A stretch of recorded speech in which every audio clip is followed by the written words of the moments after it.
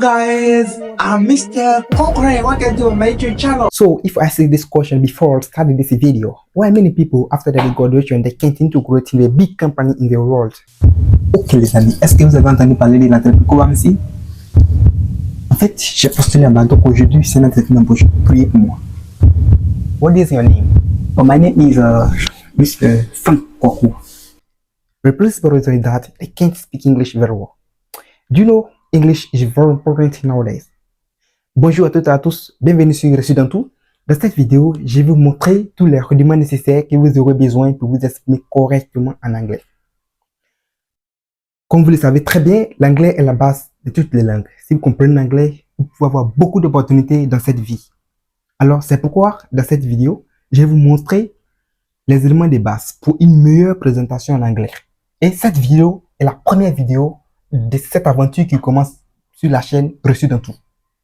Alors, cette première vidéo va beaucoup s'attarder sur la présentation, les éléments de base que vous avez besoin pour vous présenter correctement en anglais. If I ask you this question, can you introduce yourself? La question is not, can you present you? Ok. Comme vous le savez très bien, dans chaque vidéo, il y a une partie exclusive qu'on appelle la partie bonus. Et cette partie appartient uniquement à certaines personnes qui vont rester du début jusqu'à la fin de la vidéo. Donc, dans cette partie, je vais vous parler des intelligences artificielles que vous devrez avoir dans vos téléphones portables, dans vos ordinateurs, pour commencer à apprendre correctement la langue anglaise. Et aussi, une nouvelle application que moi j'ai découvert tout récemment, qui m'aide aussi à atteindre un niveau vraiment exponentiel aussi en anglais. Alors les amis, c'est parti. Okay, so in this video, I'll show you all things you need to improve your English knowledge. The first thing is that, can you introduce yourself? How you can see here? Can you introduce yourself? What are these questions? Okay, can you introduce yourself? Vous voyez ça? Oui. This is the. Okay, donc, vous voyez, can you introduce yourself comme le grand sec? Can you introduce yourself? Vous voyez ça comme le grand sec. Ok? Et dans ça, il y a les éléments à chaque partie qui sont dedans. Il y a les petits secs qui sont à l'intérieur. Ok? Donc, lors de l'entretien d'embauche, ok les amis, est-ce que vous avez entendu parler de l'entreprise Kobamsi? En fait, j'ai postulé à donc aujourd'hui, c'est une entreprise d'embauche. Priez pour moi. Lorsqu'on vous demande can you introduce yourself, ça veut dire que est-ce que vous pouvez donner votre nom, votre prénom, votre adresse email, où est-ce que vous vivez, toutes les informations vous concernant. Donc, on va répondre à cette question.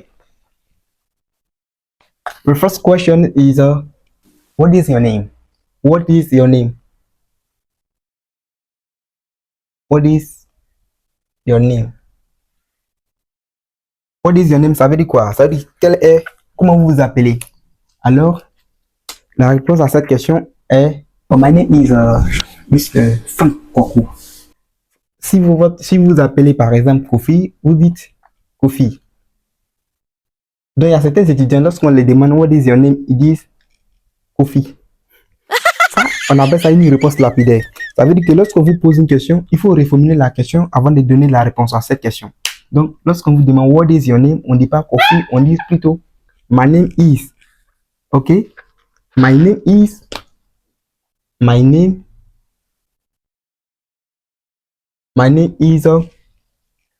Kofi. My name is Kofi. Voilà. C'est comme ça on répond. Non, my name is Kofi. Donc, the second question is how old are you? How old are you? How old are you? Ça veut dire que vous avez quel âge? Donc, on dit quoi? Donc, how old are you? Donc, il y a certains étudiants qui disent I have, par exemple, 22 years old. Ok? Ça, c'est pas bon. On dit pas I have. On utilise ici l'auxiliaire être. Donc, on dit I am. C'est pas en français. I am 22 years old. Si vous faites une traduction littérale en français, où normalement on dirait I have, parce que en français, lorsqu'on vous demande Vous avez quel âge? On dit j'ai, on dit pas je suis. Vous voyez? Mais en anglais, c'est pas la même chose. Donc, on dit I am 22 years old. OK? Donc, la troisième question qu'on peut vous poser, alors, on peut vous demander What do you do? What do you do? Ça veut dire que qu'est-ce que vous faites? Quel est votre job? What do you do? Donc, par exemple, si je suis un professeur, on dira quoi? On dira I am the teacher, right? On dira I am the teacher, c'est ça, non? Non, c'est pas ça. On dit pas I am the teacher, ok? Ici, il y a une faute dans cette phrase à cause des vœux. On dirait plutôt I am a teacher. Pourquoi? Parce que la question, c'est qu'est-ce que vous faites? Alors, qu'est-ce que vous faites? Vous dites je suis un professeur, on ne dit pas je suis le professeur. Donc, c'est à cause des vœux, sinon la phrase serait correcte. Ok? Donc, on dit I am a teacher. I am a teacher. Je suis un professeur. Donc, par exemple, la quatrième question, si on vous demande where do you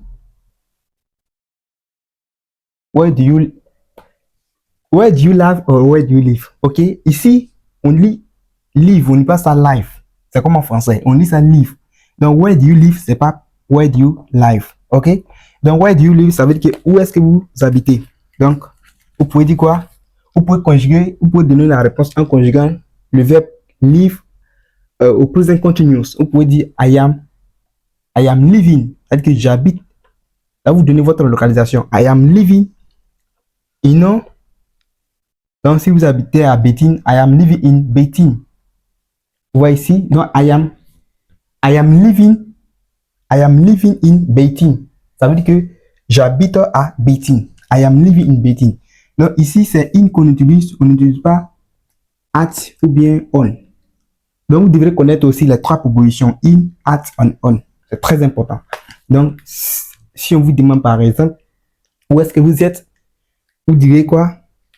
I am in, or I am at, or I am on. Donc, vous devez connaître. Aujourd'hui, l'objectif de la leçon, c'est pas de faire une leçon de grammaire, c'est de vous donner les vocabulaires que vous devrez avoir pour vous exprimer correctement en termes de présentation, en fait. Donc, prochainement, on fera la vidéo sur cette partie. Ok. Donc, on va continuer. Donc, si je vous pose la question, la cinquième question, what is your hobby? What is your hobby? Vous pouvez dire what is your hobby or si vous avez beaucoup de or what are your hobbies? Donc, what are your hobbies or what is your hobby? Donc, ici, vous voyez que normalement la question c'est what is, mais ici on fait la forme contractée, donc on remplace ici le i par s et par accent, un accent grave. Donc ici, what are your hobbies or what is your hobby? Donc si par exemple vous aimez jouer au ballon, vous pouvez dire I like to play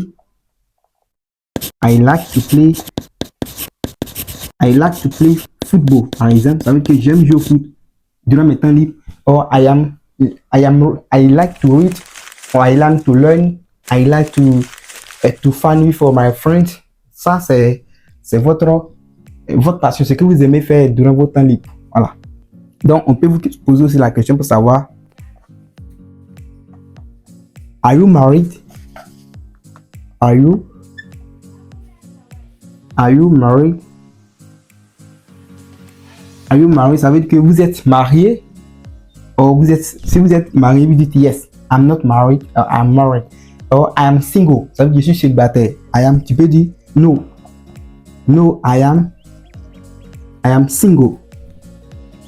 Je suis célibataire, I am single. Voilà. Donc, ça, ce sont les éléments que vous devez savoir.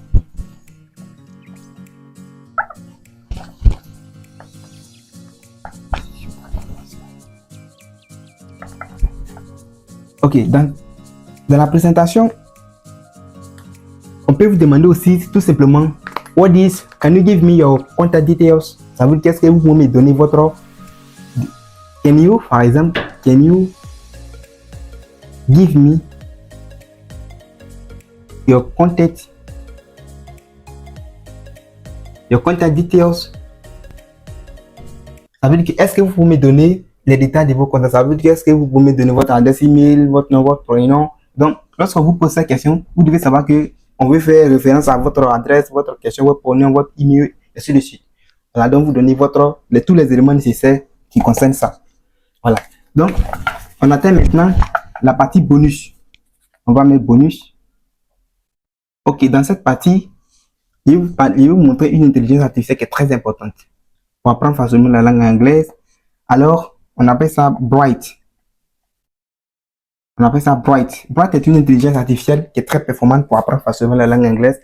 Lorsque vous utilisez cette application, on vous demandera de mettre votre schedule, votre emploi de temps, et à chaque heure, on vous fera signe pour suivre les cours. Donc, c'est un peu comme un programme que vous devez suivre là-bas.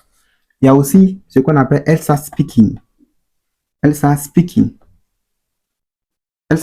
c'est une intelligence artificielle aussi qui est très très performante pour apprendre facilement la langue anglaise. Vous devez avoir cette application en tant qu'un débutant. Donc, il y a aussi Laura, c'est une application qui permet aussi d'apprendre facilement la langue anglaise. Là, on va dire hop. Ok. Donc, après ça, je vais vous parler de Google Doc. Google Doc. Vous connaissez Google Doc, c'est quoi? Google Doc, c'est une plateforme qui permet de sélectionner tous les vocabulaires que vous apprenez, toutes les expressions. Donc, c'est un peu comme un carnet. Donc, quand vous apprenez quelque chose, alors vous notez ça là-bas. Donc, si vous promenez, partout où vous partez, vous pouvez avoir ça sur vous. Vous n'êtes pas obligé de vous déplacer de en avant avec vos cahiers, tout et tout. Donc, c'est très important. Si vous avez le temps, vous téléchargez Google Doc, vous créez votre compte. Et quand vous apprenez quelque chose, partez noter là-bas. C'est un peu comme un carnet. C'est très important si vous pouvez avoir ça. Voilà. Donc, c'est un peu tout pour cette vidéo. Donc, si vous avez aimé cette vidéo, je vous demande de la liker, de partager et aussi de vous abonner sur la plateforme afin que vous puissiez vous améliorer constamment et quotidiennement de façon profonde en anglais. C'est très important, les amis. Donc, je suis sûr que si vous avez aimé cette vidéo, vous allez aimer aussi la vidéo que j'ai faite sur comment mémoriser la langue anglaise parce que vous apprenez les expressions qui est bien à peine de vous apprendre, mais vous devez aussi mémoriser ces expressions. Dans cette vidéo, je vais vous donner toute la science nécessaire que vous devez avoir, vous devez connaître avant de commencer à apprendre la langue anglaise. Donc, le lien de cette vidéo, c'est tout dans la description. Vous pouvez cliquer sur le lien pour regarder cette vidéo. Donc, merci beaucoup pour votre aimable attention. On se retrouve à bientôt pour une prochaine vidéo. Thank you so much and take care of yourself.